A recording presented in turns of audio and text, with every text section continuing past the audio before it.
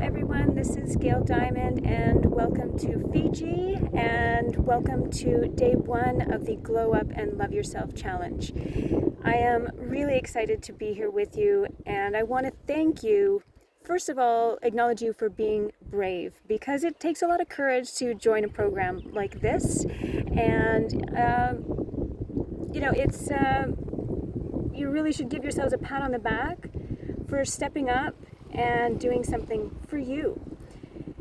So whatever you are going through right now, my goal is to help lighten your heart and to give you some help in navigating back to your true self after sudden change or loss. And I mean, that loss can come in so many different ways. You may have lost a loved one, maybe it's a job, maybe you've lost your home. Life could have handed you some surprises that has taken away your ability to do things that you used to love and that maybe potential things from your future that you're not going to be able to do. So, I mean, really perhaps childhood has left some scars that are still affecting your day-to-day decisions. Life can be overwhelming and whatever happens to be happening in your life, and if it's weighing you down and it's stopping you from experiencing that full glow in your life, then it's important and you need a guide, you need a map to get from being lost in the forest to that fun, curious part of you that's looking forward to what's around the next corner, even if you're not sure what that is. So this program, we're going to laugh, we're going to cry, I'm going to cry, you're welcome to join me, and we're going to, go on a journey towards growing, towards healing, and that's going to look so different for each person. It could be, for me at the beginning of my most difficult time, a goal was just to be able to get out of bed that day, have a shower, maybe eat. You might have other dreams and aspirations of maybe finding another relationship if that's what your situation is. Maybe it's to travel, maybe it's to start a business. So whatever those things are, we're going to play with them as we go through this week here. What I do know right now, this place is the perfect spot to start your comeback story. So let's talk about the outcomes for the program, and I have 5. The first one is that I want to share with you philosophies and strategies that are going to empower you to make new decisions about your future and to live a joyful life on your terms. The second one is I want to help you rewrite your past and your current pain with a new perspective that's going to empower you instead of breaking you down. Now, you might be thinking that that's an impossible dream, and had you said that this was something possible to me in 2017, I would have agreed with you, but wait and see. The third outcome is to really help you see some new choices, some new options, so that maybe you can develop some new habits, some new experiences that maybe you hadn't thought about before, things that are going to bring joy and purpose to your life. The fourth is that we're going to train your mind and train your emotions to seek joy and to seek happiness. It's really, when you're going through hell, we're not looking for those joyful things that we're appreciating. We are looking at, when's the next shoe going to drop? It's that emotional roller coaster. And typically we're looking at what's the problems, whose fault is it? And these are really endless loop thoughts that don't have any positive answers. The challenge is that if you're asking them, your brain is answering them. And most of those answers that your brain is giving you are not going to be supportive of your future.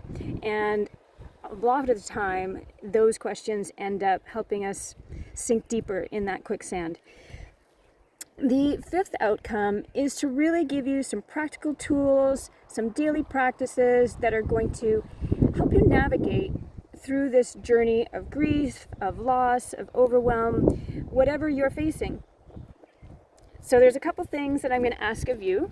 And hang on a second, I'm sitting on a rock here, so I'm just going to get comfortable. I'm going to show you my view really quick here. Hang on one second. Chose this spot. So this is where I'm staying, just on the other side of that beach, and looking out into this gorgeous area, which I have done some lovely snorkeling with. We are around sunset here this evening. Okay, I'm back. So the first thing there's a few things I need you to do for this program to really make it the best program for you. First thing, have an open mind. You are going to have a lot of thoughts and theories and things on how you feel like life is, and if you want to go back to all of those after this program, go for it. For just these next 7 days, be open and try to look at things with a little bit of a different perspective and try it on, see how it fits. Next thing is have a notebook. I highly recommend that you take notes during this program, because even the act of writing, if you don't even go back and read it again, just the act of writing will help ingrain this information deeper into your system, into your body, so that it'll be of more benefits to you. The next thing that you're going to want to do, well, something that I like to do, is I have what's called an aha page, or you can call it an action list. And I generally take the last page of my notebook, so that as I'm going through any programs, if something comes up, it's like, oh, you know what, I need to call this person, or you know what, I need to register for this thing. Those are just quick things that I can jot down, and then when you have time at the end of the program or at the end of each day, you can go through and look at those items, and you can schedule them, or you can, if it's a 2-minute thing, just do it. Make the phone call, do the registration. So have that aha page that you're going to have there. And the next thing that I want you to do, and this one is going to be a little tougher, I want you to think about potential triggers. And during this program, there's going to be some things that I'm going to say that might trigger you. You can use whatever word you feel comfortable with that just is going to make you uncomfortable. Something that I say might make me mad. So I want you to just be aware of when these different thoughts come up for you. And if you can write those down in that moment, what it was that was said that upset you, what it was that, how it made you feel. And then as we go through the program, we're going to look at some of those items as well and look at how we can navigate those different things. So who am I? There are some of you here on the program that know me, some of you don't. So a little bit of history about me, and my name is Gail, of course, and I was born in Montreal. My parents moved to Ontario, Canada when I was just a baby. So we grew up in Oakville area, and my dad was an entrepreneur, so he did roofing, snow plowing, tree service, a very, very physical job. And my mom, she's the one that did all of the office, the paperwork, and she made sure that the guys that were working for my dad and my dad all knew what their next project was and where they needed to go. So from a very young age, I had that entrepreneurial spirit. And I remember when I was a kid, when we just moved up to Highway 5, I remember making rocking chairs out of those wooden clothespins. And I glued them, I shellacked it, I knit little cushions for them, and I spent weeks getting ready for my garage sale. The challenge was that we live on a highway, so nobody stopped. I sat out there with my little table all day and didn't get a single sale. So my very first entrepreneurial mission or project didn't work out so good. But that's okay. It's because it was a great learning for me, though I didn't see it at the time. Then basically I had all sorts of little money-making ideas as I grew up. When I was 15, I decided that I was going to start a horseback riding facility. And this was an idea that came up in grade 6. Grade 6, our teacher asked us to draw what we wanted to do when we grew up. and I knew exactly what that was. So I drew rolling green fields, wooden fences, a red barn, and I called it Sunset Stables.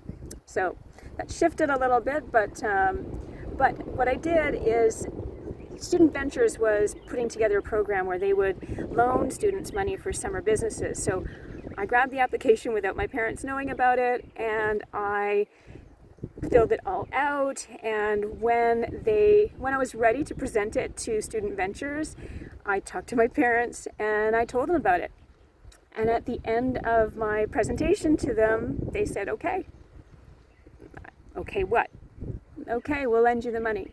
So from that point, I started working very hard to get all of the things that I needed to get my business started. And at 16, June 16th, 16th, I think, I opened Five Star Ranch for the first time.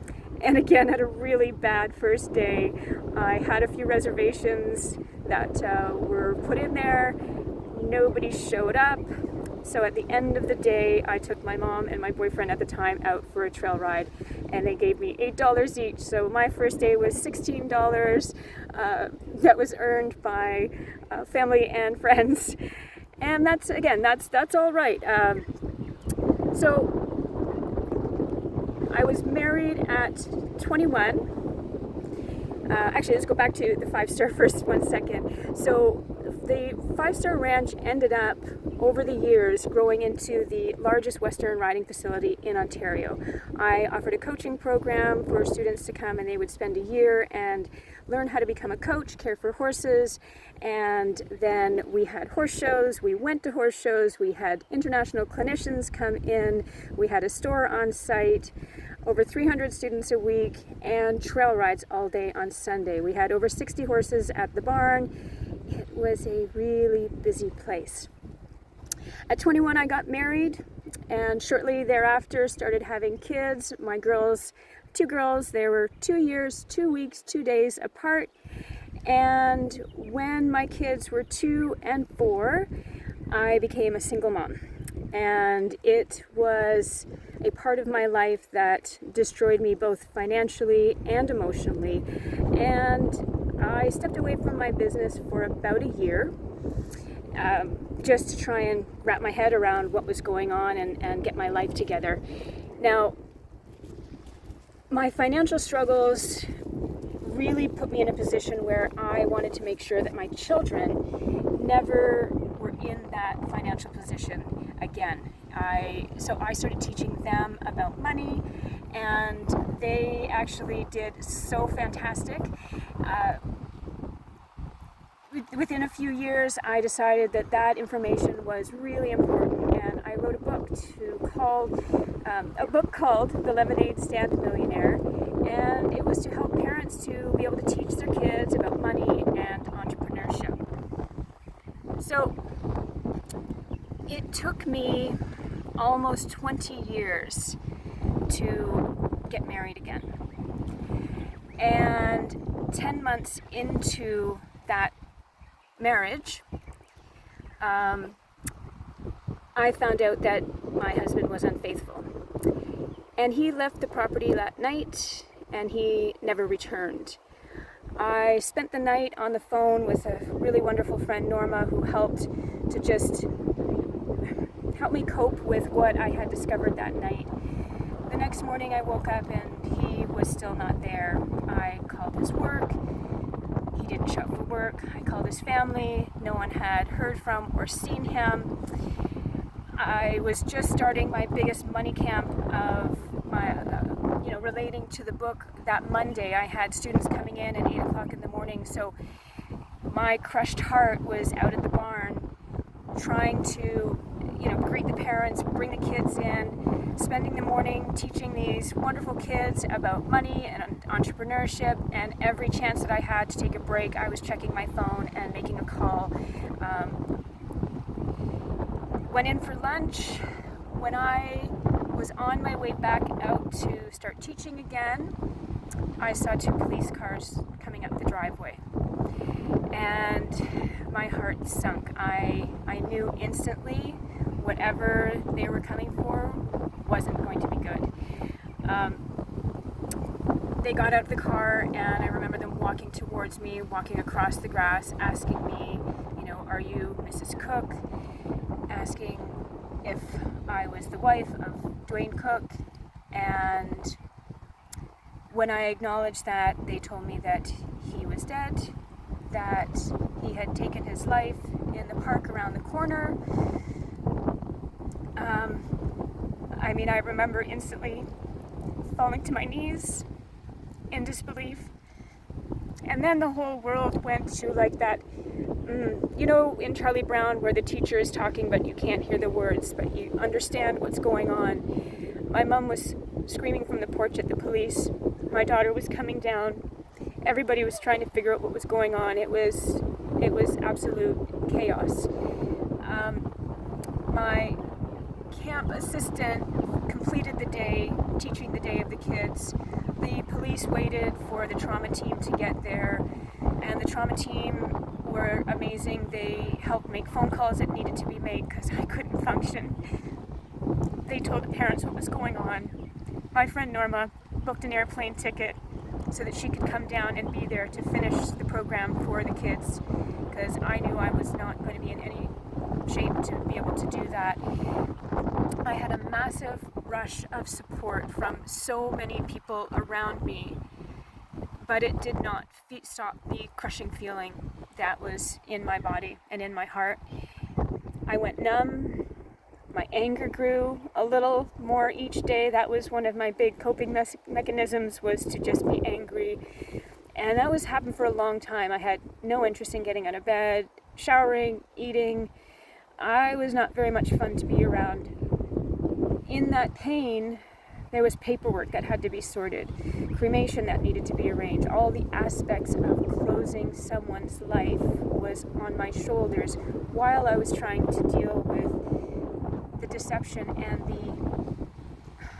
the ending of what I thought my life was and where I thought my life was going. All of that was gone. There was people who did a community meal train so that they would bring cooked meals. There was a GoFundMe started by someone. My cousin Candy stayed with me and was a rock through this awful experience. And I will forever be grateful for all of that support. I spent the 1-year wedding anniversary under the tree where he took his life. And honestly, I don't remember very much of the year after that. The highlights were painful. The first birthday, the first Valentine's alone, Christmas, all of that, without having answers for what really, everything that had happened. And unfortunately, my imagination was not supportive. I spent months torturing myself trying to find out more, and I finally realized that I knew everything that I needed to know, and I needed to stop torturing myself. It was a long time before I drove off the property to go and do anything, and when I did, let's say in the grocery store, I couldn't walk down a single aisle without seeing something on the shelf that I normally would have grabbed to put in the grocery cart that would have been for his lunch. Christmas shopping was a total nightmare. I remember going to the gym for the first time and getting to the gym late, leaving early, and staying at the back. That way, no one got a chance to talk to me, and no one got to see me crying. A few weeks after everything had happened, I arranged to have a trip to go to British Columbia with my 2 daughters. We needed a different environment. We needed to create new memories. We needed to be together and support and love each other.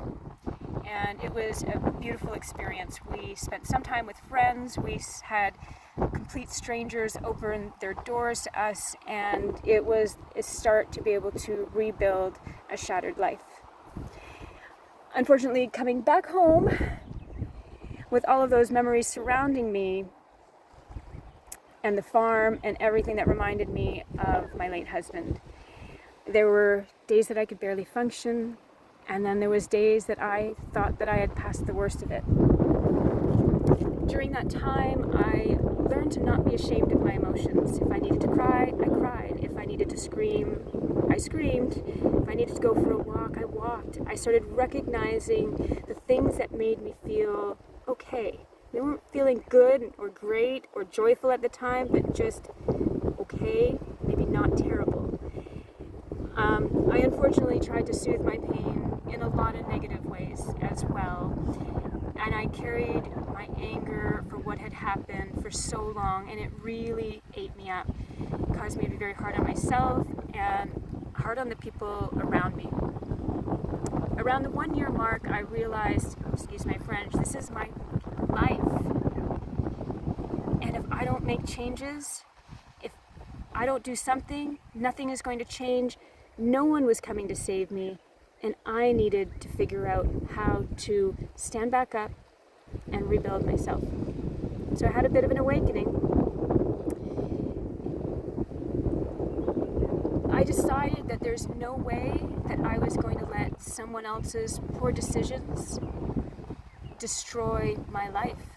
And up to that point, it was doing exactly that. So I got determined. I got really determined. Well, first I got mad because, and then I got determined. And once that shift happened, everything started to change. Well, not everything, not right away. The anger stuck around still for some time. But I started to figure out what things did bring me joy. I started looking around the farm and appreciated the things that Dwayne had done on the property. And I would literally walk around and say thank you for the chicken coop that he built, or the variety of different things that we had, so many projects on the farm. When I would start to feel the anger brew up in me, I would catch it, and I would start catching it better and better, and I would redirect that energy. But the first thing I would do is make sure that I felt it. And that was so important, because I think I realized in this journey that if I push my feelings down, if I bury those feelings, they're going to just fester, and they're going to grow, and they're going to create disease in my body, they're going to create stories in my head, and they were just going to get me stuck. So I started figuring out more positive ways of letting those emotions out. And travel became a really big part of my journey. And I booked a trip with a group of beautiful, spiritual-minded people going to Italy. And this was going to be on the first year wedding anniversary. And so it was just so beautiful to be on a trip and surrounded by people who were caring and understanding and supportive. It has truly taken years to get to a place where I feel joy on a regular basis. I hope to lessen that time for you by helping you with tools that were the most important for me in bringing me back to me. So we're going to start talking a little bit about a personal vision. Just want to plant a seed today, so we're not going to go deep into that right now, but even if it seems like an absolute impossibility or far cry, kind of think about what you'd like your life to look like in 6 months or a year from now, and so just start playing with that, and we're going to go a little deeper as we go. But in order for us to know where we are going, we first need to know where we are right now. And we need to take a real important look at the areas of your life that are important and significant. So we're going to need to be really honest. And here's the trick. You can't make it worse than it is, but you also don't want to sugarcoat it. So you want to try to be as realistic and factual as possible. We're going to use something called a wheel of life. And this is going to help to see how balanced your life is in the areas that you need to focus on in order to get back into balance. So I'm going to just share a little bit about balance first, however. A lot of people talk about how balance is important. I kind of think balance is a little bit impossible. And I think it depends on what's happening in your life.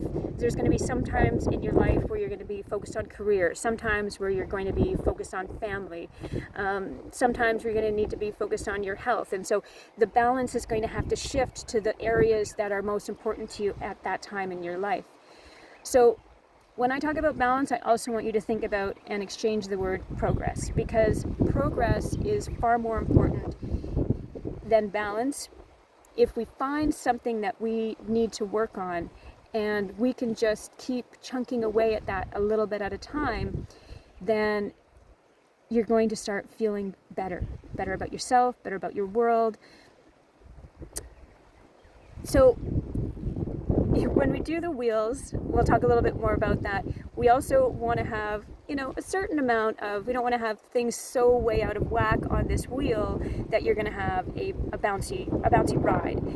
So if you're going through hell, typically what you're focused on is how to get out through of that, or how to get through that. So it's not, like I said, it's not going to be balanced at all the time, but you really want to try and give yourself a break through this process. And by aiming for progress, you're setting yourself up to win. Together, we are going to find out what you want in your life, and then we're just going to start every day working towards that a little bit at a time. I mean, everybody's priorities are going to be different. Take your time to reflect on each one of these categories. Rate your satisfaction or fulfillment in each one of these areas. This is going to help identify areas that need attention, and as this week progresses, we're going to create a plan and to bring more balance and fulfillment and progress into your world. In the morning email that you got today, you should have had a couple of worksheets. So if you want to grab those, or I will put them in the link here in the video. If you don't have any of those handy and you've got your paper, you're going to just draw a big circle. And in that circle, you're going to do one line this way, one line this way, and then you're going to make an X. And it's going to make 8 different categories. And so I want you to think of it kind of like spokes on a wheel. And the center of this wheel is going to represent 0, and the outside of the wheel is going to represent 100. So what you're going to do is you're going to fill in these categories. You're going to color in where you think you're at. So if you think you're at 50% of what your total fulfillment and satisfaction is, then you're going to color half of that piece of the pie. Okay? You can make one for both your personal life and your professional life. For this program, we're going to just stick with the personal, and if you want to go ahead and do a professional one after, by all means, go for it. We're also going to look at the categories that I've chosen. If you don't like all of the categories, if you want to shift them around a little bit, if you want to add some, this is your wheel. Please go ahead and do that. But there are some that are pretty key that you're going to want to include. The first one is health and vitality. So be really honest with where you are right now. This category is going to emphasize your physical well-being. You want to assess, your exercise routine, your nutrition, your sleep patterns, your stress management, your overall energy. Are you going through a health challenge right now? Are you maybe carrying a little bit more weight or than you want? Are you doing things in your life that are not supportive of your health? So just, figure out where you are at right now. Not about last year, not about where you want to be, but where you are right now. All right.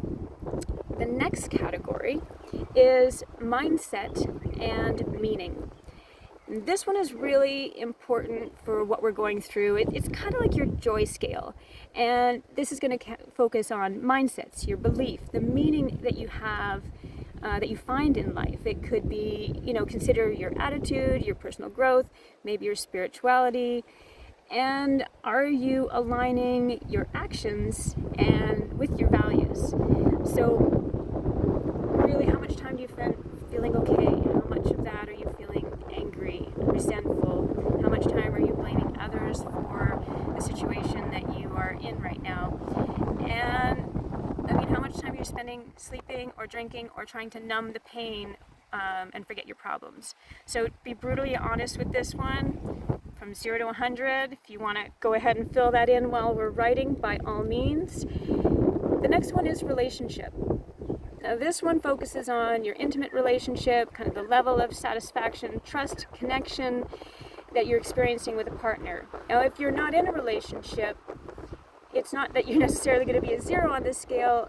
For me, at that time, I was dealing with a lot of anger about relationships, about men in general. We want to look at, acknowledge challenges like the loss of a partner or betrayal. You want to look at, are you encouraging healing? Are you seeking support? Are you looking at personal growth to navigate these challenges? I went to a widows group one night, and there was a dinner, and the gentleman that was sitting beside me was talking about his late wife's upcoming birthday and what they were doing as a family to honor her. And I thought that was just such a beautiful thing. So for him, even though his relationship was over in one sense, he could have still scored up there because he still had some beautiful feelings about his late wife. That was not the case for me because I carried so much anger for so long. So go ahead, fill that one in from 0 to 100 where you are. Next is finance, and finance pertains to your financial situation, management, kind of evaluate your income, expenses, savings. You don't have to do any numbers, you don't have to do any crunching, but just a general look at how are you feeling about where you are financially. Are you where you want to be? And if you're not, that's okay. Just fill in where you are on that scale so that we can start to figure out how to adjust that, and we'll be working on that in the next 7 days as well. Next is career and mission. So are you working for somebody? Do you have your own company? What you're doing satisfying you? Are you on an emotional level, on a financial level, on a spiritual level, right? The next one, make sure you do the 0 to 100 on that one too. You're going to fill your wheel out. The next one is self-care, and I added this one specifically for this challenge. This category just really emphasizes taking care of yourself, prioritizing your needs. Reflect on the activities that bring you joy, relaxation, rejuvenation, hobbies. Are you doing any self-care practices? For me, going to get my nails done, or, have a nice hot bath, go sit in a hot tub, whatever that might be for you. Are you getting out of bed each day? Are you having a shower? Are you eating? Where are you on your priority list right now? So that's what this category is referring to. So go ahead and mark that one in from 0 to 100. The next one is social, friendship. I've added kind of community in there as well, and it relates to your involvement with the relationships in your life, your involvement in your community. Are you getting out of the house? Are you doing things? Are you spending time with friends? Are you having conversations? Are you volunteering somewhere? So go ahead and mark that in. And then the last one is family, and this focuses on the relationship with your immediate, your extended family members, the quality of connection, communication, the time that you spend together. Now, this is so important because your family affects everything else. Now, here's something that you want to think about. It could be your blood family, but it could be your chosen family. Sometimes our blood family is not always the most positive influence that we can have. So you want to be able to acknowledge that, and then find the community, find that family that can support you. So where are you from 1 to 100? All right. Now I know I did that really quick, and I do speak quickly when I am excited, and I'm also starting to feel a few raindrops, and I know we're already 4 minutes over, so I am working really hard to wrap this up quickly so that I can honor your time. Thank you for being flexible with me. So what does your map look like? Is it all over the map? If it's not looking healthy, that's okay. This is just a check-in. This is just a starting point for us. So what we're going to do from here is this week we're going to work on strategies to help work on improving that and bringing positive change, setting up some goals, and we're going to keep providing support for that. So now we're going to go to the glow work. So what I want you to do, make sure you've got kind of 3 little assignments tonight. One is to just make sure that this is filled out. And tomorrow we're going to talk about it a little bit more. Each day we're going to be building on to the next part of this program, or to the next part. Everything is just going to keep building on as we go through this week. The next thing I want you to do is I want you to go in the private group, in the Facebook group, and you'll receive an email this evening which will send you over there. It'll have the assignments written out for you, but I want you to share your thoughts and your insights on the wheel, on today, if there's anything that jumped out at you. You can do that either with a video or you can do it, type it out, whatever feels comfortable for you, but please go ahead and do that, even if it's uncomfortable. Stretch and do something to get those feelings out of your body and those words out of your body. Then the last thing that I'm going to ask you to do, if you haven't done so yet, please introduce yourself. So either with a photo and a written text, or with a video, and you can hashtag introducing so that we can all find everybody, and that way you guys can all get to know each other. This group is going to be there for you to support, to cheer you on. All right. So today was foundation. I know I talked a lot, and my story and the outcomes, and we did a quick lesson. Next day, tomorrow, we're going to get right into the meat and potatoes of it, as they say. It's going to be a super important day. We're going to talk about grief, talk about the grief process, where you are in that. Now, again, grief does not mean just losing someone in our lives. It can be so much more than that. Losing a job, a house, an unexpected challenge or changes in our life where everything shifts and change. So we're going to go diving into that. So make sure you come tomorrow. We'll be there 2 o'clock, get that video going, and I'm just going to give you one more really quick. I've gone 7 minutes over my view, so we are just now, day is almost over here in Fiji. Thank you so much for being here with me today. I honor you for being here and for doing this for you, and I'm looking forward to hearing about your process and your journey, and I will see you tomorrow.